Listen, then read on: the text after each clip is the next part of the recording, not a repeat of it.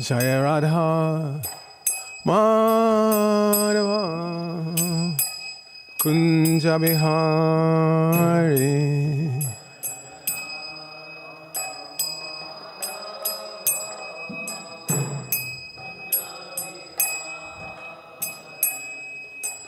Gopi Janavallabha Girivardhari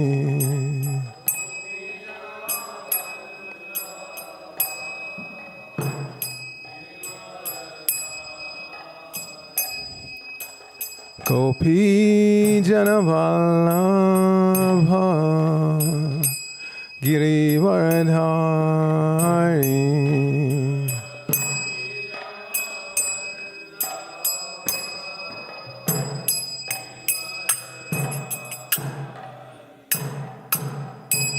Yashodanandana Brajajana Ranjana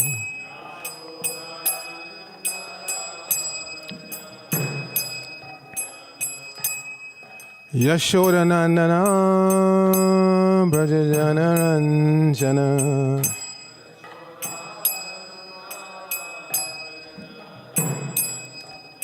Yamuna Tira Vanachari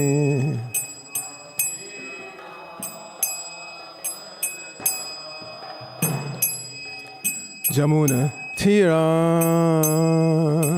Vanachari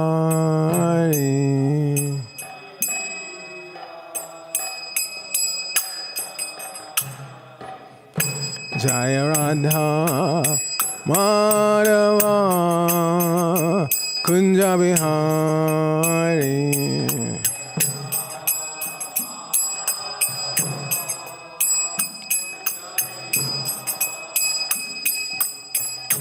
Gopi Janavallabha Girivardhari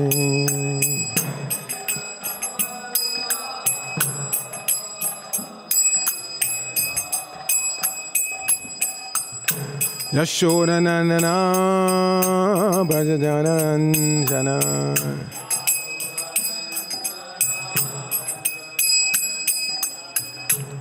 Yashodanandana Brajajana Ranjana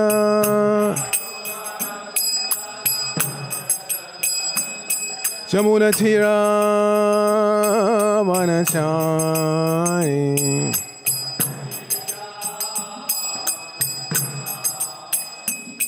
Jamuna Tira Vanachari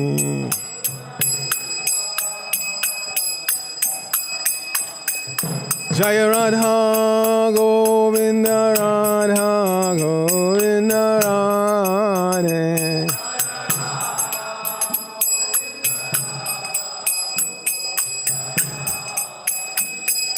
Jaya Jagannatha Jaya Jagannatha Baladeva Jaya Subhadra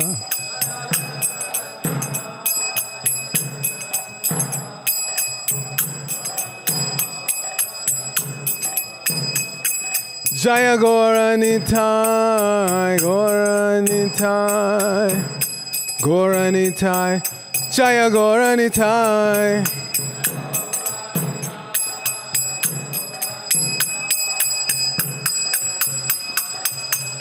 Jaya Jaya Prabhupada Prabhupada Prabhupada Jaya Prabhupada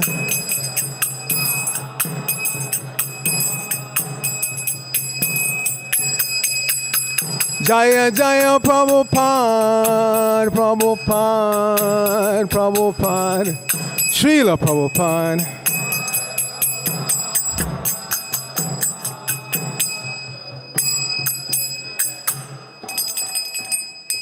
Gaur Premanandi Hari Hari Bol Jai Om Vishupad Paramahansa Paravrajik Acharya Asatara Sata Sri Shrimad ISKCON BBT Founder Acharya Divine Grace A.C. Bhaktivedanta Swami Maharaj Prabhupada Ki Jai Nitya Lila Prabhupada Om Vishupad Divine Grace Srila Bhakti Siddhanta Saraswati Thakur Prabhupada Ki Jai Ananta Koti Vaishnavinda Ki Jai Nam Acharya Srila Haridas Thakur Ki Jai Prem se Kahosh Krishna Chaitanya Prabhu Nityananda Shri Advaita Gadadhara Shri Vasadi Gaur Bhaktivinoda Ki Jai.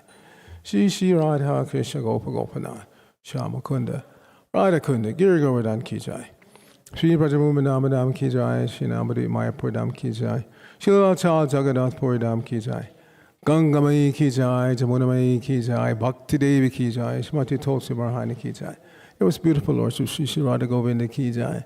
Shri Shri Jagannath Baladev Subhaja Ki Jai. Shri Giraj Govardhan Ki Jai. Shri Shri Gaurnitai Ki Jai. Samaveta Bhaktivinoda Ki Jai. Going back to home, back to Godhead Ki Jai. ISKCON New York Yatra Ki Jai. Brihad Madanga Transcendental Book Distribution Ki Jai. International Food for Life Transcendental Prasadam Distribution Ki Jai. Shri Harinam Sankirtan Ki Jai. Nitai Gaur Premanandi. Hari Hari Bo. All glories to the Assembly devotees. All glories to the Assembly devotees. All glories to the Assembly devotees. All glories to Shri Shri Guru and Gauranga. Glory to Srila Prabhupada. Narayanam Namaskritya Naram Chaiva Narottamam Deving Saraswatim Vyasam Tato Jayamudhirayat. Before reciting the Srimad Bhagavatam, which is our very means of conquest, let us offer respectful obeisances unto the personality of Godhead, Lord Narayan, unto Narayan Rishi, the supermost human being, unto Mother Saraswati, the goddess of learning, unto Srila Vyasadeva, the author, and unto Srila Prabhupada, who is the translator, commentator, and our spiritual master. Nashta Praeshu Bhadreshu Nityam Bhagavata Sevaya Bhagavatyuttama Shloke Bhaktir Bhavati Naistiki. By regularly attending the Srimad Bhagavatam class and by rendering service unto the pure devotee, all that is troublesome to the heart is almost completely destroyed, and loving devotional service unto the personality of Godhead, whose worship with transcendental songs becomes established as an irrevocable fact. Om Namo Bhagavate Vasudevaya. Om Namo Bhagavate Vasudevaya. Om Namo Bhagavate Vasudevaya. So we're continuing our reading of the fourth canto of the Srimad Bhagavatam, which is entitled The Creation of the Fourth Order. We are in chapter 13, and that's the description of the descendants of Dhruva Maharaj. Now, yesterday's speaker, Rasanath Govinda Prabhu, very nice class. I commended him afterwards. Very, very nice class. But he was supposed to have done text 29, 30, and 31 also, which he didn't. So we'll start there. And the verse doesn't have a purport. I'll recite myself. And then when we get to the first purport, we'll do that one responsively. So 29, I'll do by myself. You don't repeat. Maitravacha ango dijava chakshutva yajjamanak sudurmanaha tat prashtum vyashachad vacham sarasyangstad anugaya. So, Srila Prabhupada's translation for that verse. Maitra explained that King Anga, after hearing the statements of the priests, was greatly aggrieved. At that time, he took permission from the priests to break his silence and inquired from all the priests who were present in the sacrificial arena. Text 30. Na gacchantyahuta deva na grinanti grahaniha sarasaspatayo bhuta kim avadyang maya kritam. Srila Prabhupada's translation. King Anga addressed the priestly order. My dear priests, kindly tell me what offense I have committed. Although invited, the demigods are neither taking part in the sacrifice nor accepting their shares. Text 31, which also doesn't have a purport, right? No, this has a purport, so we'll do this one responsibly.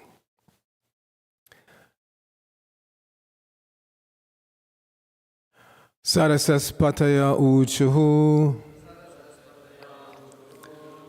Naradeveha Bhavato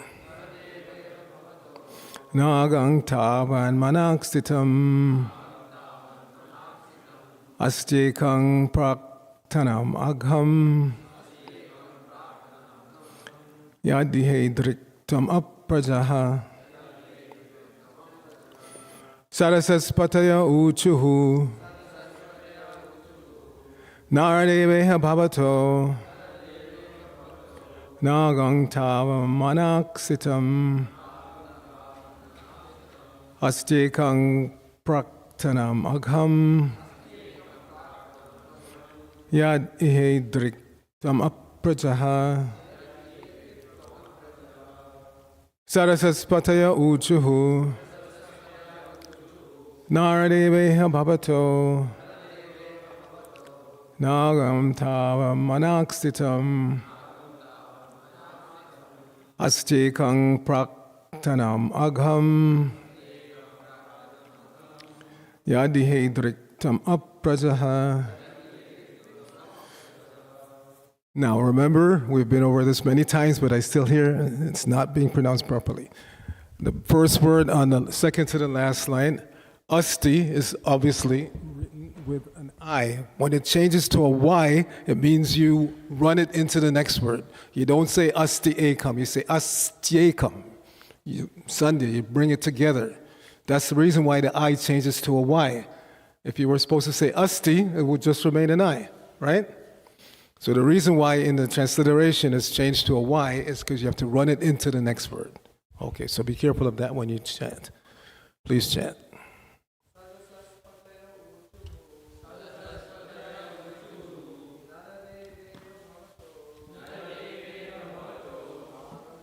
Yeah, take it out.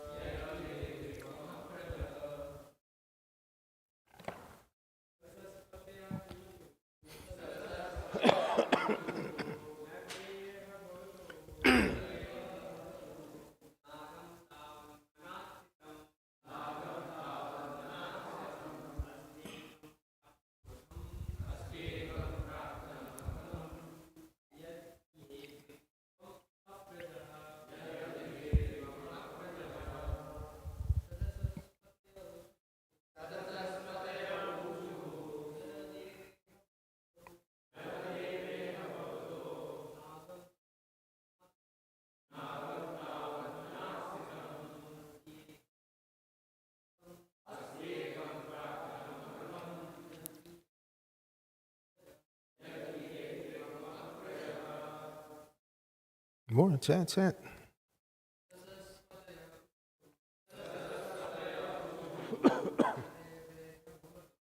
Naradeveha Bhavato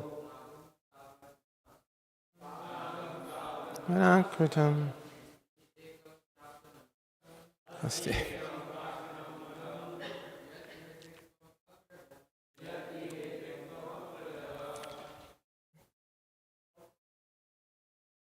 Yes, some more men before we ask the ladies to chant.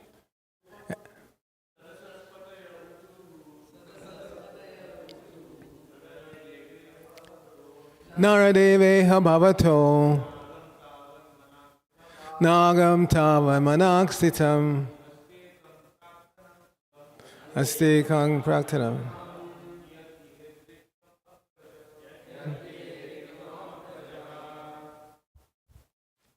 Yes, give me one more. Who hasn't chanted yet? Satya Uchuhu Naradeveha Bhavato.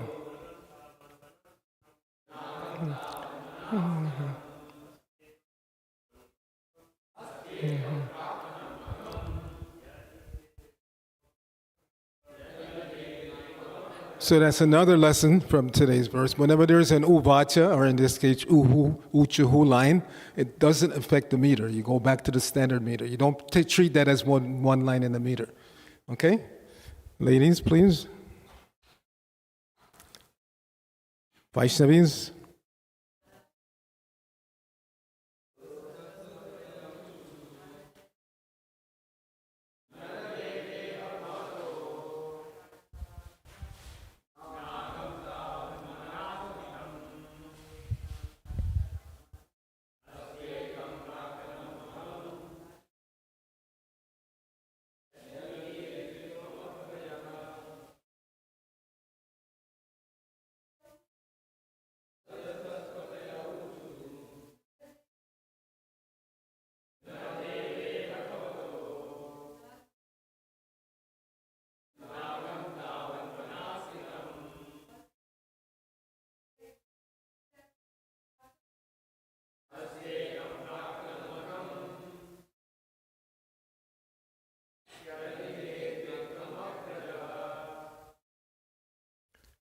Anyone else? Okay. Synonyms for this verse. Sarasak pataya uchuhu.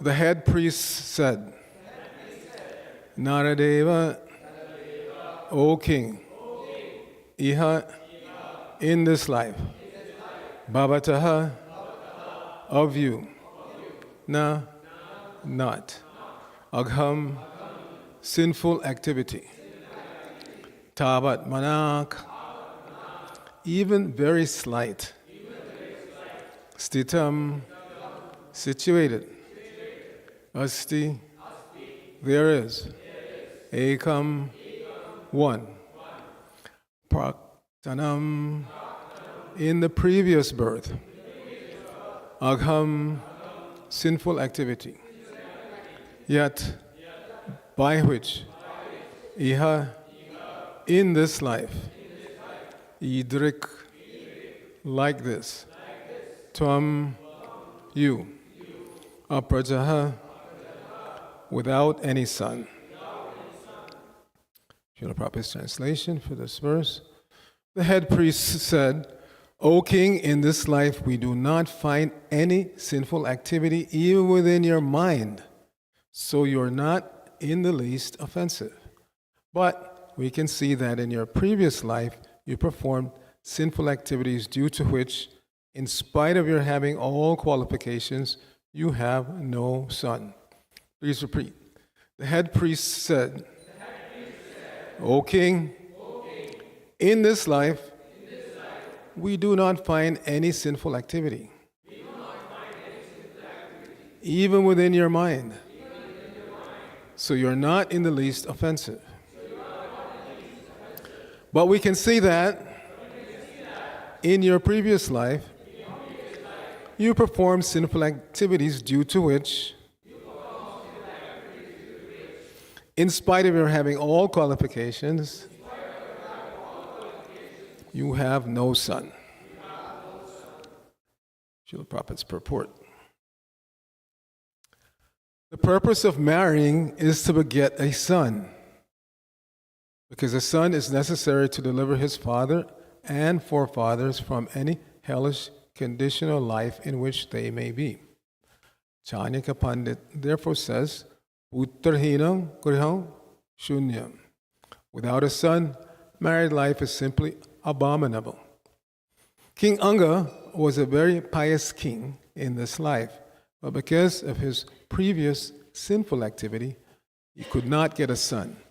It is concluded, therefore, that if a person does not get a son, it is due to his past sinful life. Nama Om Vishnu Padaya Krishna Prashtaya Bhutale Shrimati Bhaktivedanta Swamini Namine Namaste Saraswate Deve Gauravani Pracharine Nirvashesha Shunyavadi Paschasya Deshtarine Om Agyana Tamarandasya Gyananjana Shalakaya Chakshur Unvilitam Jaina Tasmai Shri Gurave Namaha Shri Chaitanya Manobhishtang Shapichang Jaina Bhutale Swayam Rupa Kadamayam Dadati Sapadantikam Vandeyahang Shri Guru Shri Uttapada Kamalam Shri Gurun Vaishnavangsha Shri Rupam Sagajatam Sahagana Raganatan Batam Tang Sajivam Sadvaitam Savadutam Parjana Sahitam Krishna Chaitanya Devam Shri Radha Krishna Padan Sahagana Lalita Shri Vishakan Batangsha Hey Krishna Karuna Sindhu Dina Bandho Jagatpate Gopesha Gopika Kanta Radha Kanta Namosate Tapta Kanchana Gaurangi Radhe Vrindavaneshwari Vrishabhanu Sute Devi Pranamami Haripriye Vansha Kalpatarubhya Sha Kripa Sindhubhe Evacha Patitanang Pavanebhyo Vaishnavebhyo Namo Namaha Jai Shri Krishna Chaitanya Prabhu Nityananda Shri Advaita Gadadhara Shri Vasadi Gaur Bhaktivinoda Hare Krishna Krishna Krishna Hare Hare Hare Rama Rama Rama Hare Hare. So Shamasundar Prabhu is the class meister. Should I go on so that we don't mess up the rotation, the scheduled verses? How many more verses am I supposed to do? One more, okay. So before we go on to 32, which I'll just read myself, I'd like to wish everybody a Happy New Year. I was in Mauritius recently and for 3 weeks, and so at the end of the class, I'll do a little travel log presentation. How many of you have been to Mauritius? Put your hands up if you have. Nobody. So this was also my first time, because as I told the devotees in Mauritius, very nice devotees, wonderful devotees. But Mauritius is not on the way to anywhere, at least not on the way to anywhere that I go to. Normally I travel in Europe, India, Scandinavia, Eastern Europe, Western Europe. So Mauritius is not on the way. To get to Mauritius from New York, you fly 7.5, 8 hours, and then I had a 6-hour layover in Paris, and then 10 hours from Paris to Mauritius. So it's not an easy visit. You have to intentionally want to go there. So there are a few points to discuss in this verse before we go on. And let's just go back to the actual translation, because it seems phenomenal that the Brahmanas are telling this king, in this life we do not find any sinful activity, even within your mind. So you're not in the least offensive. Now, this requires some understanding, because our normal presentation to everybody is that everybody performs sinful activities. Just by breathing, you're killing insects, by lighting fire, by walking, by just about every activity we do, we're killing some living entities, and that's sinful. And that's why Krishna says, Sarva Dharma Parityaja Mam Ekam Shara Aham Tvam Sarva Papebhyo. He's talking to Arjuna, his dear most pure devotee. So why is he telling them, Aham Tvam Sarva Papebhyo? Because our understanding, normal understanding, is that everybody commits sinful activities. However, if you're purely representing the Lord, then He takes those reactions. It's not that the reactions disappear automatically just because I'm chanting purely Hare Krishna.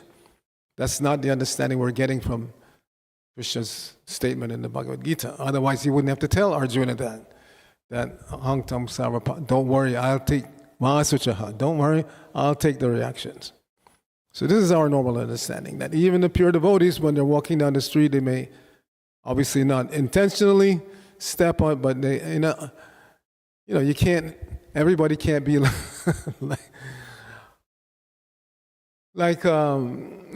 just watching out for you never get anywhere. You have to just walk. You walk normally, and in our normal walking around the city or village or wherever we live, you're going to inadvertently harm some living entities. So there's a reaction for that. And Krishna is assuring Arjuna that I will take that reaction. Therefore, you don't have to worry. So it seems a little incredulous here that the priests, the Brahmanas, are telling the king, we don't find any sinful activity. Now, even within the mind, that's there. Because in previous ages, you were held responsible even for your mental sins. Even for sins committed in the mind, one was responsible for that. Now in Kali Yuga, because we're so weak-minded, we're not exactly given a free pass, because if you don't control your mind, then inevitably we know the step-by-step progression. Thinking leads to feeling, leads to willing, leads to action. So, as I've said many times, one of the prime responsibilities, if not the prime responsibility of the spiritual master, is to teach the disciples how to think properly. Because if you think properly, then you will develop proper desires and you will act properly. So in previous ages, people were held responsible for their bad or evil thoughts. And what is a prime example of that? Who knows? One prime example that we can present from Parshuram Lila. Who was Parshuram's father? Jamadagni. And what was that pastime? His good wife, who was a good, faithful wife, went down to the river to fetch water, for him to perform his Brahminical activities. But while she was there, she happened to see this very handsome Gandharva. She didn't externally fall down with this person, but in her mind, just for a moment, she was thinking, wow, a thought came to her mind. And back in the ashram, her husband, powerful sage that he was, he could understand that she had a mental fall down. So when she came back to the ashram, he ordered the eldest son, first of all, you kill her. She's a bad mother, bad woman. Son refused. The next son, he also refused. Father cursed. So finally he gets to the Parashuram, and you should kill her. Sinful activity in the mind. Said, yes, Father, I will do as you say, but I request that you grant me one boon that I will ask. And Father said, yes, I will grant you a boon. So he killed the mother. And then what was the boon he asked her? Bring her back to life. And the father again was so powerful, he could do that. He could bring her back to life, but no memory that her son had killed her. Because that's a horrible thought for a mother to have for the rest of her life, that she had been killed by her son.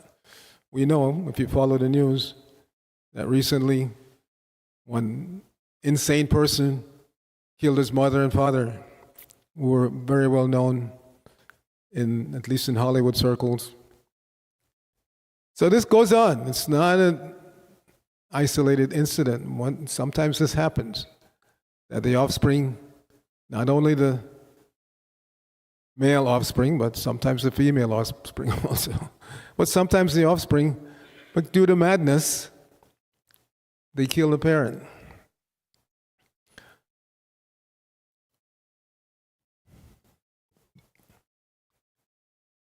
One of the 6 enemies of the living entity in conditioned life is madness.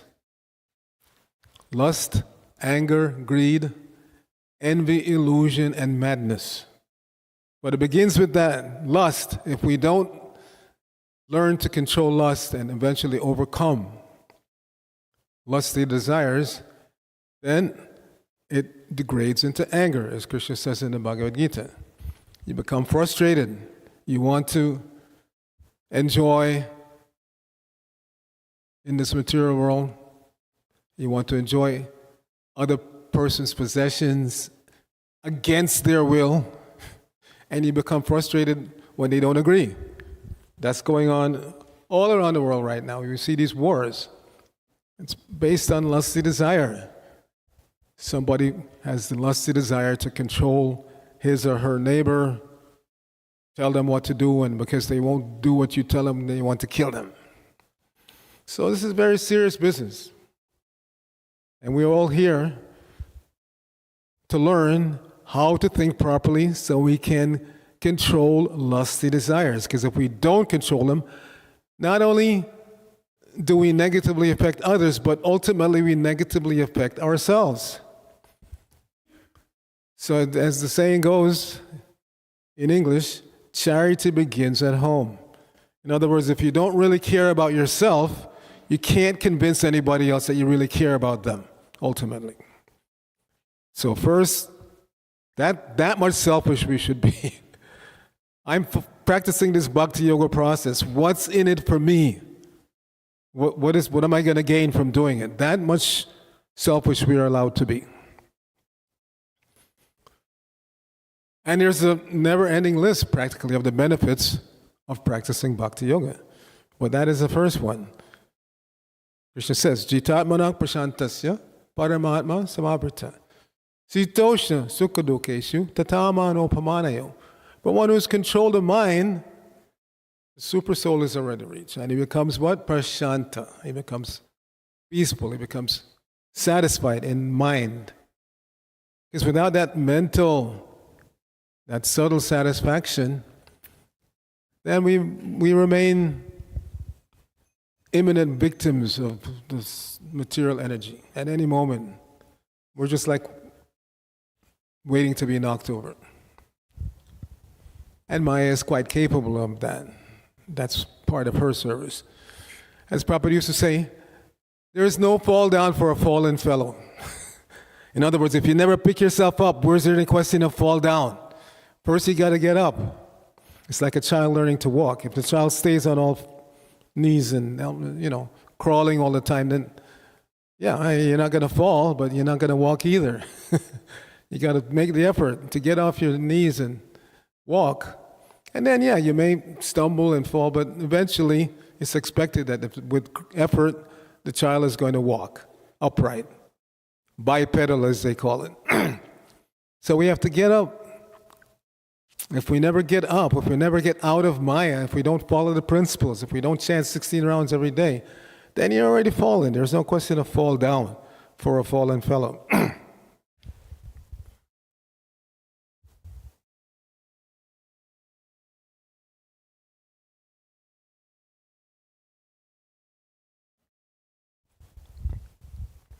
So King Anga was not a fallen fellow, as the Brahmanas are saying here. We don't see any offense in this life, but in your previous lifetime. So this reinforces our acceptance of reincarnation. It's not a theory, it's not a... Yes, they're somebody's at the door. Somebody went to get it. I saw them through the window, so you don't have to go. Somebody outside went to get it, so you're good. So there are the empiricists who try to prove reincarnation by science, like the famous studies done in the University of Virginia by Ian Stevenson. He's now deceased, but his students carried on the work, where they interviewed mostly children, young people who had memories of previous lifetimes. And they would check out the facts and figures to see if it matched up. So there's an empiric body of science that supports reincarnation, but we don't accept it based on any professorial studies, any so-called scientific studies. We accept because we're accepting everything that's coming down from the personalities like Srila Prabhupada, Bhaktisiddhanta, etc. We base our acceptance of reincarnation and all the philosophy presented in Bhagavad Gita, Srimad Bhagavatam, on the personalities who are speaking. Here, these are great brahmanas, great priests that are assuring the king, first of all, you're not offensive in this lifetime, but you were sinful in your previous life. And he's not going to argue with them. He's not going to argue with them. He accepts their statement because he knows who he's dealing with. He's not dealing with some, guy off the street. My opinion, I think, maybe, perhaps. No. These are great brahmanas who are so powerful that normally when they perform a sacrifice, they can call the demigods. Anybody here think they're so powerful that they can call Lord Brahma or call Surya or Soma or Chandra, Indra? No, you may think you're a pretty powerful person, but you can call till you're blue in the face. It is said that in previous ages, people were so pious that the demigods would come. But in Kali Yuga, people are so impious, it's like a bad neighborhood.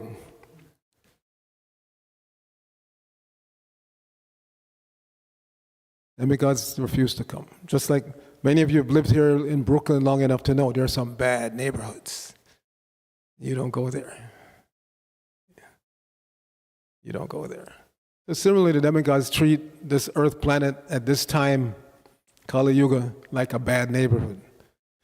That's not the reason, though, why they were not coming, because this was not in Kali Yuga. So because of sinful activities in your previous life, you are, in spite of your qualifications in this life, you have no son. Now, there are some statements in Prabhupada's purport that require some clarification. beginning with the very first sentence. The purpose of marrying is to beget a son, because a son is necessary to deliver his father and forefathers from any hellish conditional life in which they may be. So, putra. Put means the hellish planet by the same name, and tra from triate, to deliver. So it's the responsibility of the son, or in general, offspring.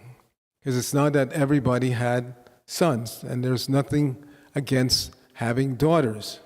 We see in the life of Kashyapa Muni and Devahuti, Kardama Muni and Devahuti, how many offspring did they have total? 10, and 9 of them were daughters, and only one son. So there's nothing in the Vedas that say you should not have daughters. Obviously, for the universe to go on, there have to be both, male and female. People who don't understand the Vedas, they mistake that Vedic culture is just male-centric and women are not. No. Everybody is required. And everybody, now in classic Vedic family life, yes, it was more patrilinear, because the men were expected to take certain responsibilities. Vedic culture means responsible life. Anybody who is outside of the Vedic culture is irresponsible. Vedic culture means beginning with Varna and Ashram. So every Varna and every Ashram has particular responsibilities to execute. So if a brahmachari, what is the main responsibility of a brahmachari? We have some brahmacharis sitting in this room. And by extensions, because proper extended into women also, brahmacharini. What is the main responsibility?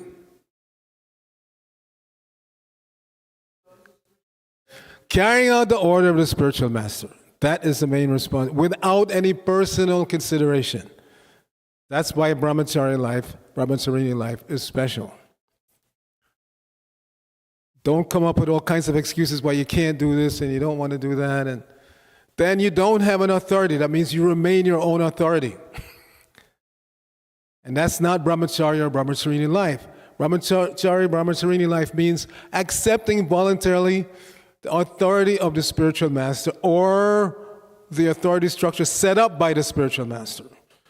Because when Prabhupada was still present, many devotees were using the excuse, well, I can't follow this person. And they would run to Prabhupada. Prabhupada would say, look, I just want to finish translating.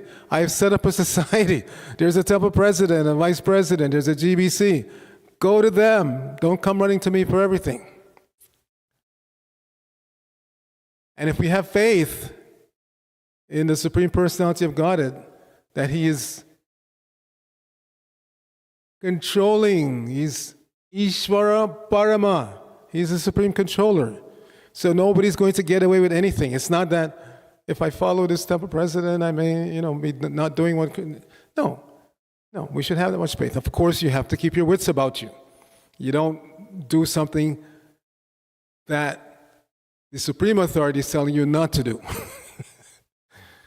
That much you have to know. You have to know what pravartimcha and nivritimcha, what is to be done and what is not to be done. Yama and niyama. Yoga begins with the do's and the don'ts, the prescriptions and the proscriptions. So that much responsibility you have. You have to know what you should do, what you should not do. That way nobody can. But don't be your own ultimate authority in terms of practical things to do. In other words, the example I like to use, which is very practical for ISKCON, you're the #1 book distributor. You're distributing books like anything. But the authorities decide that we would rather have you, based on your experience, become now the temple president of this temple or that temple. And you blow up, no, Prabhupada said book distribution is the most important thing. And you have to accept authority. Otherwise, we'll have a society of, they say right now there are a little more than a million devotees worldwide. Imagine 1 million people running around doing their own thing. Chaos. So society means structure. It means authority. If everybody is welcome to chant Hare Krishna and follow principles, but not do your own thing within the structured society. If you don't accept the structure of ISKCON, there are other societies you can join, which, believe me, they will make you follow their rules and regulations, or you can live on by yourself and chant by yourself. But don't try to live, it's like joining the military and wanting to remain independent. You can't do it. They don't allow it. Even down to what you wear, they tell you you must. There are different branches of the military. And let's say you decide, I'd like to join the Navy because these guys get to travel all over. But I hate white. I don't want to wear white all the time. I like the Army Rangers. They wear camouflage. You can't join the Navy and then tell them you want to dress like an Army Ranger. They'll look at you like you're nuts, even though it's a voluntary structure. You voluntarily join. Once you join, you have to follow the authority structure. So it's the same thing with a spiritual society. It's a structured society with an authority structure. If it doesn't work for you, you can chant outside. Nobody stops you. But if you voluntarily join the International Society for Christian Consciousness, you have to follow the structure. Now, we always have recourse if some or other, again, like the classic case, the top distributor, now they want him to be top president. You can, give some argument. We're individuals, we're persons. So nobody's going to force anything down your throat. But if at the end of the day, after all discussion, the decision is yes, we want you to be a temple president, then you do it. You do it. You accept. Our understanding is that if we follow the authority structure, the parampara, ultimately, then we're pleasing Krishna in that way. If I follow my own whims, I may or may not be pleasing Krishna. But if I follow the authority structure, then if there's any discrepancy, then it's on them, not on me. And just the opposite. Let's say you're a top pujari, and now the authorities decide, we want you to go out, we think you're very good dealing with people, we would like you to go out and go on traveling sankirtan. You do it.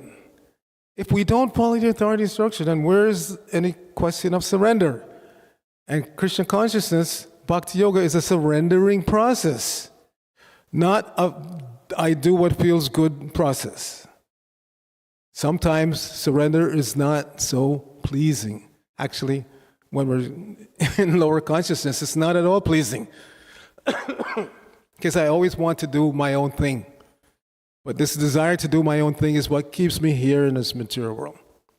I just want to do my thing, my way. It doesn't work in a spiritual structured society. So yes, we shouldn't misunderstand that Vedic culture means only sons and girls are not. No. And especially now in this age when nobody's following responsible life anyway. Because again, responsible life means 4 ashrams, 4 varnas. Every varna, like the brahmanas here, they have their responsibility. The king, the kshatriya, has his responsibility. The vaishyas have their responsibility. The shudras have their responsibility. Everything is given in the Bhagavad Gita. The responsibilities of each of the different varnas. And then the ashrams, brahmachari, then grihastha, then vanaprastha, then sannyas. Each having their own responsibility. So this king, he's now going to reveal his mind to the brahmanas, and they're explaining to him why he's not producing a son and why the demigods are not accepting. So we'll go on to text 32. Tata sadhaya bhadrang te atmanam suprajam nripa ishyaste putakamasya putrang dasyati yagyabhuk. Srila Prabhupada's translation. O king, we wish all good fortune to you, all good fortune for you. You have no son, but if you pray at once to the Supreme Lord and ask for a son, and if you execute the sacrifice for that purpose, the enjoyer of the sacrifice, the Supreme Personality of Godhead, will fulfill your desire. So before we go on to the little travelogue that I've prepared. Are there any questions on any of these points? Yes, Arjuna Nanda.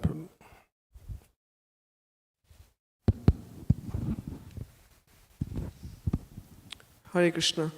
Prabhu, my one question was, when we discussed about Parshuram's mother, that how she appreciated the beauty of the Gandharva or someone, and that was a mental fall down. So what exactly is the mental fall down? Is it acknowledging that something is beautiful is mental fall down, or that I want to enjoy it is actually the mental fall down? Yeah, she didn't just appreciate his look. She was wondering in her mind what it would be like to, she's a chaste lady. In Vedic culture, means she was probably married at a young age and she's never seen another man in that context except for her husband. And now, faced with the attractive appearance of this Gandharva, she was, mentally, let's say, she had a mental fall down. So, in general, again, we can't put ourselves on her level. Her status is way beyond what, at least I can speak for myself, can achieve or have achieved in this lifetime. But yes, the overall consideration is not to try to enjoy the property of the Supreme Personality of Godhead. Ishavasya sarvam. The Ishavasya principle. The Lord gives each of us a certain amount that is our quota, and we should be satisfied with that and not try to enjoy more than that. Now, we can't artificially be foolishly renounced, like persons who foolishly renounce money. You may have heard that conversation Prabhupada had, that some of them, these so-called tyagis, you try to give them a notion, we don't touch money. Prabhupada said, we're not so foolish. Gimme, gimme, gimme. Why? Because as a pure devotee, Prabhupada uses everything in Krishna service. Every penny, everything, every follower. He doesn't try, Prabhupada didn't try to enjoy his followers for his own benefit. No, he came to benefit us. And whatever little savor we were able to do to try to please him, that was for our benefit. And we were fully convinced of that then and are still fully convinced of it now. That's why we can remain, or try to remain, servants of Srila Prabhupada for our lifetime.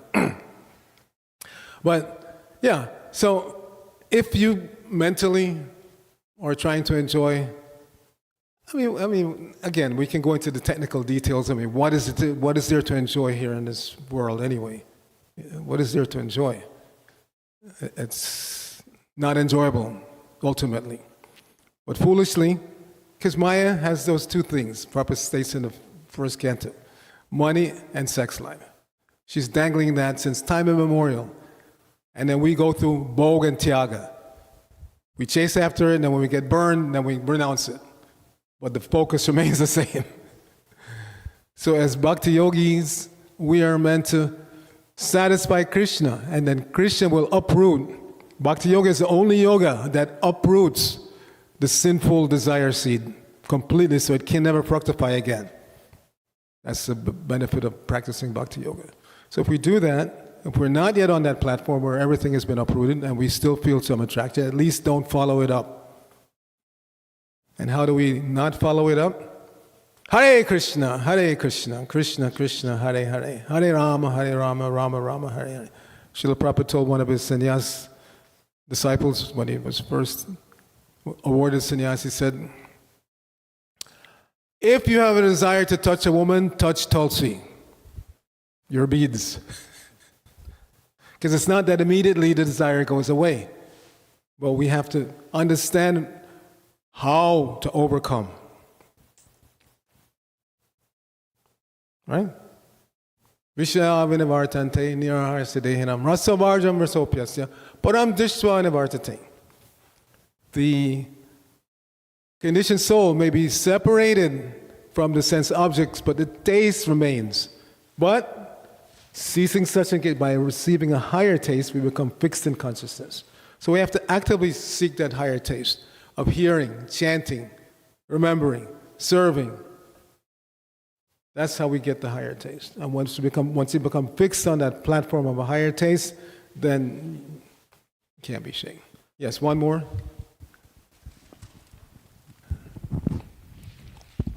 Hare Krishna, Prabhu. Hare Krishna.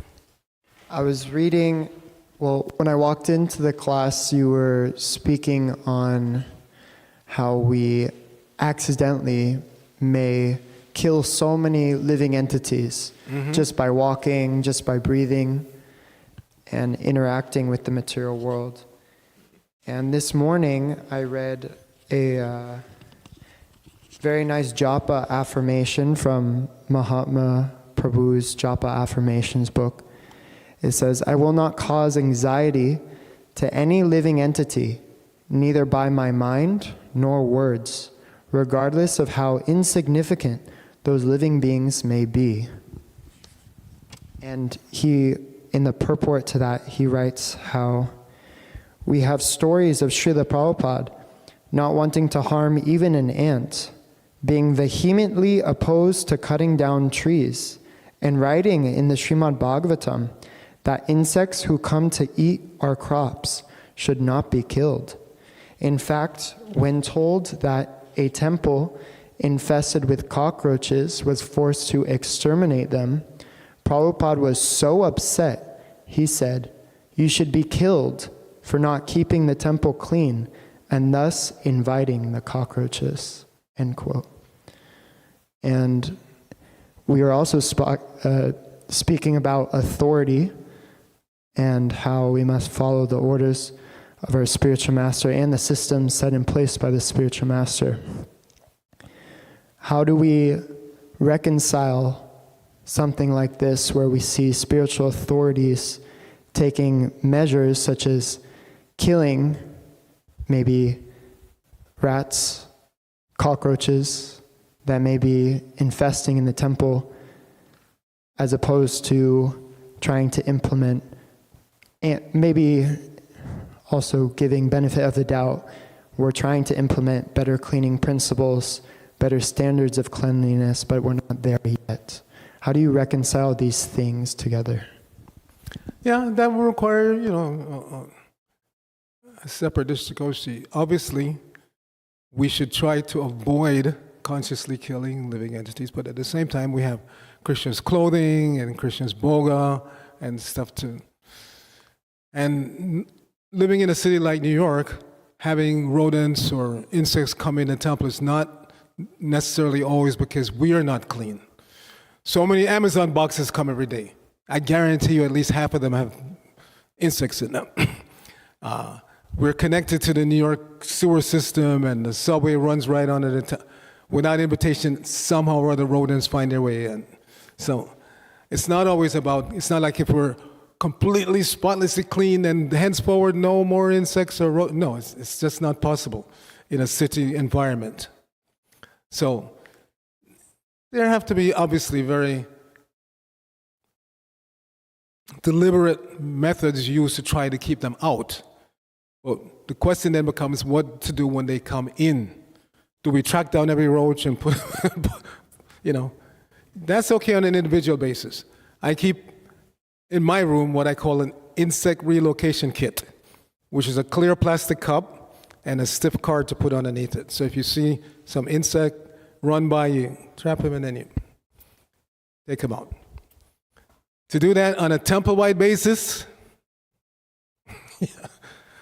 may not be possible. So that would require some deep introspection as to what we're doing now, how we can improve.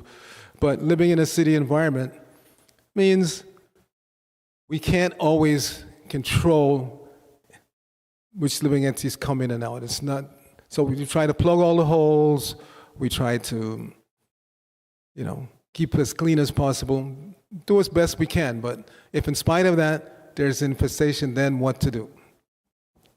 Okay? All right, so let me just, before we run out of time, something really short, Mataji, because I want to go on with the presentation. Yeah, give her the microphone.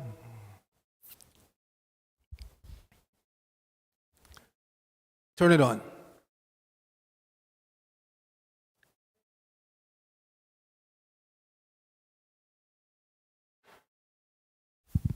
Hare Krishna. Thank you so much. Just on what they said about when we have a situation in our home or temple where we have to kill the rodents. I remember, my question is, somebody said one time that if a human is in that situation, yes, they have to work on finding better cleaning standards, but the bigger picture would be if in the end we ended up killing the insect, and that is also, I'm not sure if it's right or wrong, please tell me, they said it's also permitted by Krishna consciousness, and then we are somehow, the rodents are transitioning from a lower vibration life because there are 84 lakhs life, and then it's an opportunity for them to like that's a reconciliation that they transition to, they're released from a lower vibration life of a rodent. I don't know if that's an accurate mindset. We know, if we're honest, and we all should be honest, first of all, to thine own self be true, how much effort we're making to not harm not just insects and rodents, but human beings. So we should make an effort. Like in Los Angeles, the standing recommendation for rodents was to live trap them. The LA Temple, New York, I lived there for the last 32 years before coming back to New York. So that was the standing recommendation for getting rodents out of the community, live trap them. So we did. We had live traps, particularly we have a small BBT go down, and there's books. If you don't do something, they could get infested. So in the BBT go down, we had live traps. In different areas, we have live traps. And then eventually, you catch rodents and you take them somewhere and release them. Maybe the infestation there was not as bad as it is here in New York. Maybe it's not practical. Like I said, it requires discussion. But each of us individually know how much effort we make not to harm others. And we all should know the saying that I've repeated many times: you can fool some of the people all of the time. You can fool all of the people some of the time, but you can't fool Krishna even one time. So you may make an external show of being concerned, but if you're not really concerned, he knows. So that's why I always start here. Before you look at others, what others are doing, start here. Because you can't fool him. I can fool you that I'm very concerned, I have my life trap. But Krishna knows. Krishna knows. All right, so let's just do this little travel along. So like I said, my first visit to Mauritius, and there's so much I could show you, but I narrowed it down to just a few. So this is the ISKCON temple in Banakil. Very nice temple, nice property. If you see on the right-hand side, there is a venerable banyan tree standing there. And then this is the interior of the temple. Beautiful Prabhupada Murti. This is looking towards the altar. They have Krishna Balaram deities, are the main deities there. Very, very beautifully decorated and taken care of. And then this is looking all the way from Srila Prabhupada's Vyasasan. Now, on the ceiling, they have gorgeous artwork of different pastimes, Krishna Lila. And I asked the temple president, Raghunath Das, how long did it take to do this? So from the beginning of the first painting, I only show a few here. This is Balaram chastising Yamuna. So from the beginning of the very first painting to the end of the last one, because it's now completely covered, took 10 years. So we can't necessarily do that here. Our ceiling probably doesn't permit, but we could have a, ongoing Leela depiction. It's nice to see that on the wall. We're also very fortunate we have original paintings here, But it would be nice to see a display of Krishna Leela all around. So here's another one. Krishna and the Coward Boys having lunch. And then they have a matching shloka for each painting, which is something that was very originally observed when Prabhupada was here, that every painting that was done for Prabhupada's books matches a shloka in the book, either from 10th canto or wherever. Wasn't just the artist didn't just sit down and whimsically paint something. Every painting matched a shloka, an idea from the Bhagavatam. So here's another one. Then the main attraction at that time of year in Mauritius is what's called the Waterfront Festival. It's a 3-day festival held in a city called Mahiborg, which is right on the... Mauritius, as you know, is surrounded by the Indian Ocean. So this Mahiborg is on the eastern side of the island. So it's 3 days. So the first day, there's a Snanyacha, Mahabhishek. Then the second day, Aratyacha. And then the third day, the both festivals. I'm just going to show a little bit from each day. So this is the main tent under which the activities were held. And that tent cost 250,000 rupees to rent. Because it's so big, you could buy it and avoid renting every year, but to store it somewhere and then it starts to deteriorate, so they just rent every year. And then that island has a lot of tropical fruit, including jackfruit. So on the first day, these are some of the men cutting up jackfruit for the free feast sabji. And then this is what it looks like after it's prepared. Jackfruit sabji ki jai. I am to like it. Jackfruit sabji is very good. And this is the beginning of the Stanyacha. Jagannath Baladev Subhadra. This is Bhakti Chaitanya Maharaj, who's a GBC. He's based in South Africa, but he's GBC from Mauritius.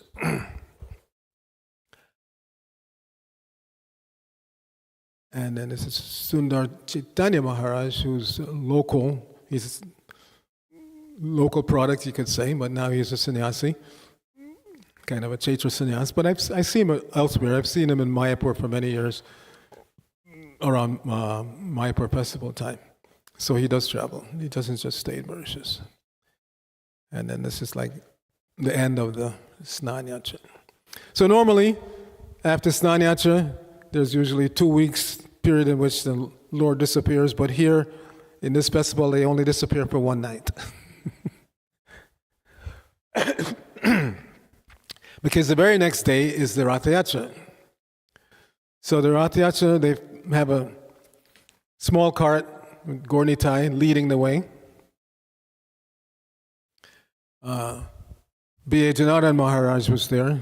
He led Kirtan for a good portion of the Ratyacha. Here's the Ratyacha cart. Deities on the cart. And the procession goes through the main streets of the town, small city. And the police cooperate very nicely. They keep traffic behind the cart, but periodically they ask us to stop so they can allow traffic that's backed up to go around. And then, meanwhile, the traffic on this side, they drive on the left, as you can see here. So traffic on this side is waiting. So periodically the procession has to stop so that traffic can go around, but the whole thing was very nicely managed. Dear Damodar Maharaj was there also. And then the third day is the boat festival, which is it's actually in 2 parts. One part is they actually take the deities out on a boat, and then the devotees go and get on smaller boats and follow. And here are the deities. And while the deities are on the boat, the pujaris are non-stop making offerings. And then that prasadam is distributed mostly by the sannyasis. They throw them to the people in the other boats. Of course, sometimes they miss, so the fish get a chance to have some mahaprasadam. Yeah, Janardhan Maharaj again. There's Bhakti Chaitanya Maharaj distributing. Now, in Mauritius, there are a lot of unusually shaped hills. Again, I can show you a lot more, but so this particular hill in the background, the locals call it Sleeping Lion Hill. Because to them it resembles a lion sleeping. Of course, we would just call it Nishringa Hill, but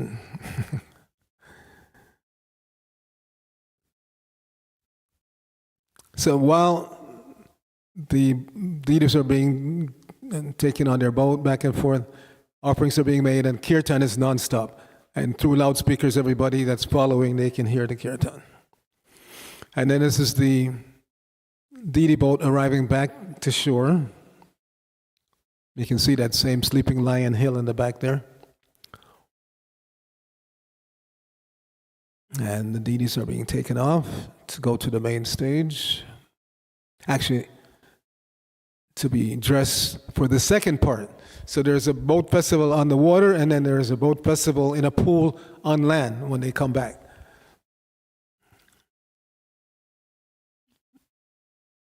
And then the devotees, the audience in attendance, they get a chance to come and make some offering to the deities while they're on their small boat in the swimming pool. Bhakti Chaitanya Maharaj doing the first arti. There's the boat. Beautiful Radha Krishna deities.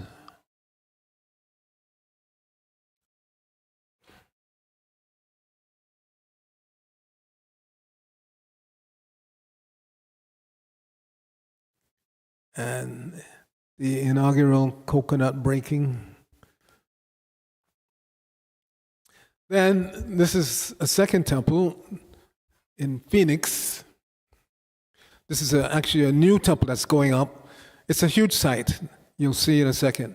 But this temple is just coming up. They're projecting another year it'll be done. Huge, and a lot of nice features. One nice feature is that below the temple room, there's a huge auditorium, amphitheater style, like that. Like the one they have in Mayapur. You've been to the one in the Prapat Samadhi. There's a nice, so similar to that. I have pictures of it, but again, I didn't bring everything. I didn't put everything in the presentation. So this is the current temple, and all of that property that you see around, and when you're looking at this temple now, the new temple will be behind you. So, and they have all kinds of fruit trees, mangoes and papaya, and so very nice property. This is the entrance. And then in that city, in Phoenix, there's a metro, and the metro station is literally right across the street from the temple. You get off the metro, you cross the street, and you're in the temple. So it's very convenient for devotees who don't live in the temple. And then these are the deities. Radha Golokananda. Beautiful altar.